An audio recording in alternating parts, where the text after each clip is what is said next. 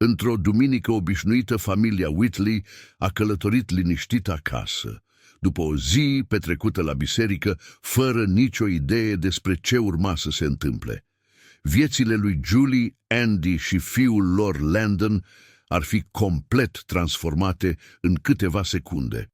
În acea zi, o ambulanță cu viteză s-a ciocnit violent de mașina familiei, aruncându-i într-o succesiune de evenimente devastatoare.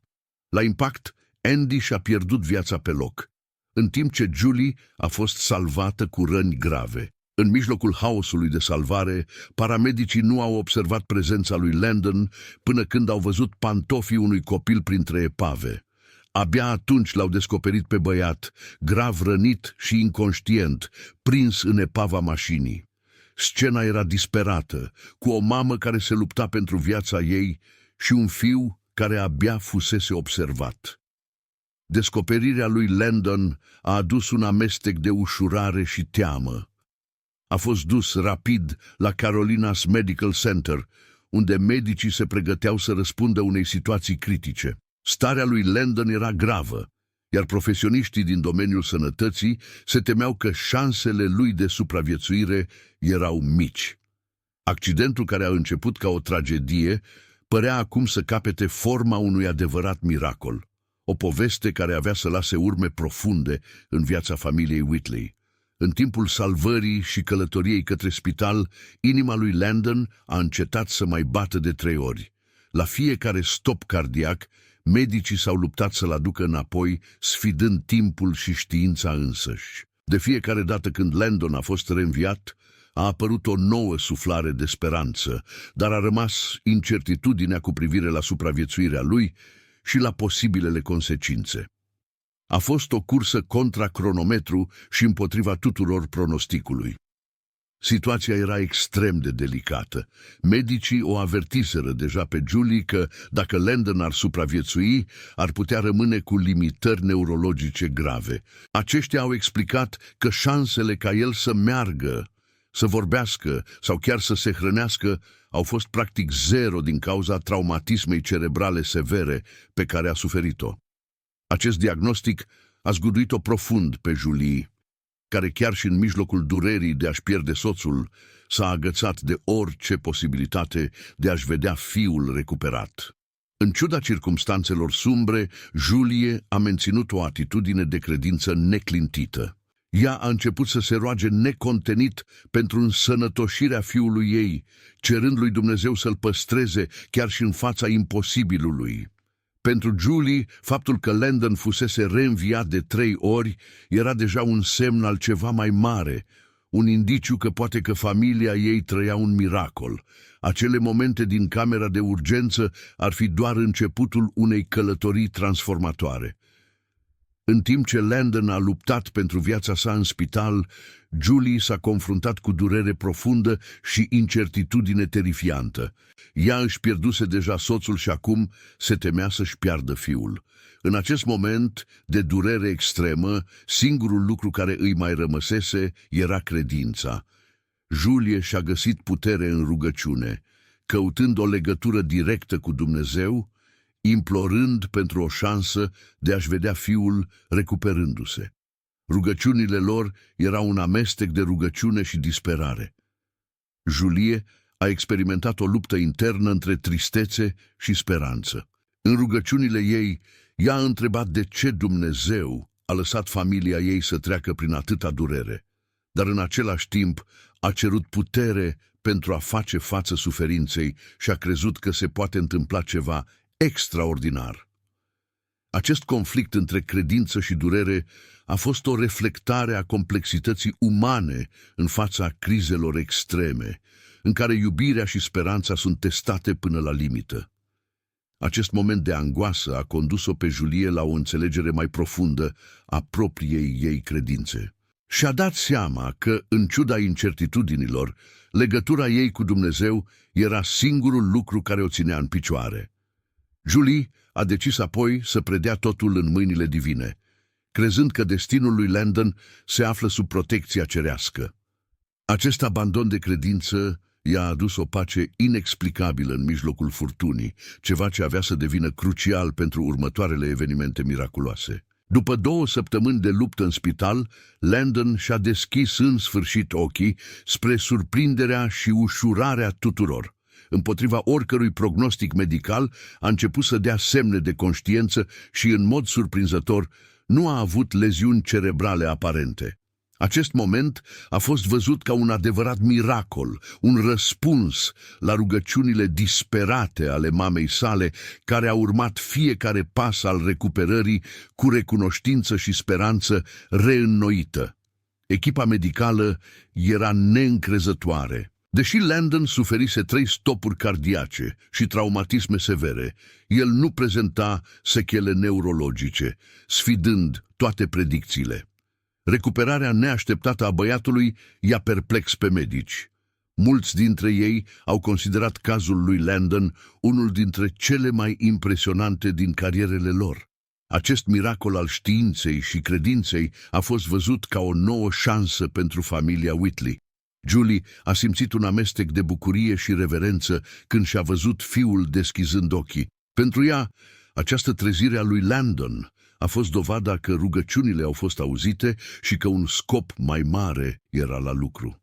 Viața lui Landon nu va mai fi niciodată la fel, iar acel moment a marcat începutul unei noi călătorii pentru familie. Julie era sigură că acest miracol are un motiv special și era dispusă să afle ce înseamnă.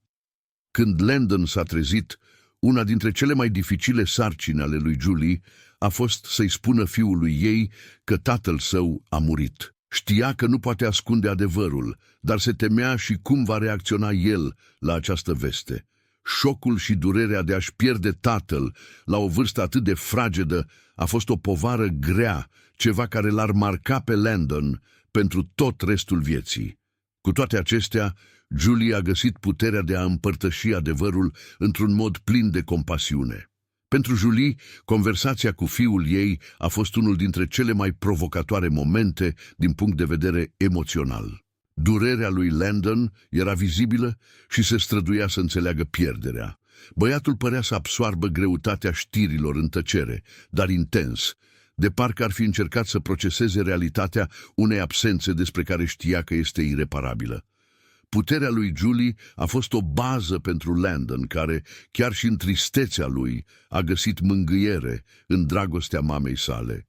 Această durere comună a adus mama și fiul și mai aproape. Uniți de credință și de memoria lui Andy, au început să găsească modalități de a face față pierderii lor, îmbrățișând dragostea și speranța ca modalități de a depăși trauma.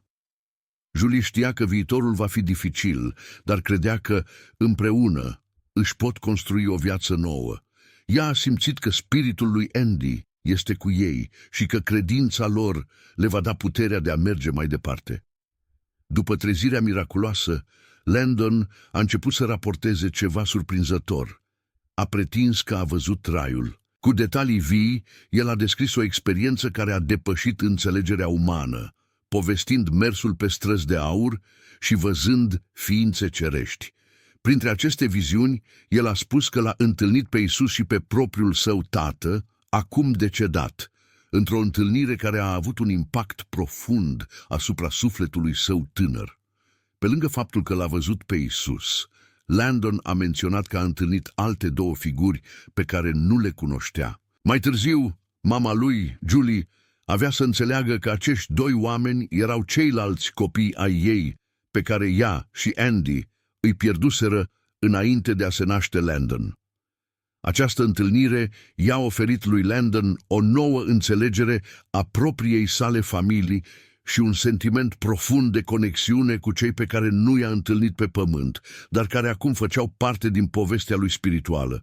Pentru Julie, poveștile fiului ei au fost emoționante și i-au întărit și mai mult credința. Ea a simțit că Dumnezeu este prezent în viața lor, călăuzindu-i prin viziunile lui Landon și arătându-le că există un scop dincolo de suferință. Aceste experiențe cerești au adus mângâiere spirituală care a ajutat familia să înțeleagă că, chiar și în mijlocul durerii, exista o promisiune de reunire și pace. În timpul experiențelor sale cerești, Landon a primit un mesaj direct de la Isus. Trebuia să se întoarcă pe pământ, să trăiască o viață de credință și să spună lumii despre cer și Isus. Acest ghid i-a oferit lui Landon un scop clar și profund. El fusese cruțat nu doar pentru a supraviețui, ci și pentru a-și împărtăși experiența și pentru a-i inspira pe alții să creadă în prezența divină. Pentru Landon, această misiune însemna a trăi după valori creștine, fiind o mărturie vie a ceea ce văzuse și simțise. Viața lui a devenit un mesaj de speranță, dovada că raiul este real și că toată lumea poate obține mântuirea. Landon știa că mărturia lui era o sarcină sacră, ceva pe care îl ducea cu mândrie și responsabilitate, hotărât să facă o diferență în viața celor din jur. Cu această nouă misiune, Landon a găsit puterea de a face față provocărilor zilnice. El știa că povestea lui nu era doar despre depășirea personală, ci despre îndeplinirea unui scop divin. De fiecare dată când își spunea povestea, se simțea reînnoit, asigurat că urmează voia lui Dumnezeu. Această chemare a devenit temelia credinței sale și a noii sale vieți. Călătoria lui Landon nu numai că a influențat viața lui și a mamei sale, dar a inspirat și comunitatea din jurul lor.